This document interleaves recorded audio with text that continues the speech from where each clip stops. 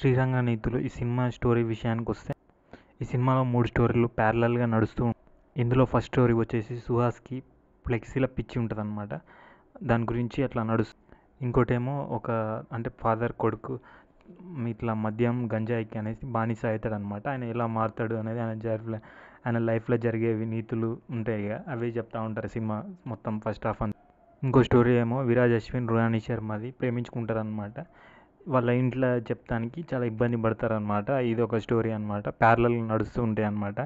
ఇందులో ఏ స్టోరీ కూడా అంత ఏం ఇంపాక్ట్ ఏం అనిపించలేదు. అసలు ఎటు పోతుంది ఎక్కడ అసలు అనేది మనకి ఏం అర్థమే కాదు సినిమా. అంటే అంత డెప్త్గా లైన్ అనేది ఏదో అట్లా పోతుంది అనిపిస్తుంది అంతే తప్పించి ఏమో ఉంది మంచిగా చూస్తున్నాం కదరా అనేసి అయితే ఏమనిపించదు. సినిమా అయితే బాగాలేదు నాకైతే. మరి మీరు చూస్తే ఎలా ఉందో కామెంట్ చేయండి.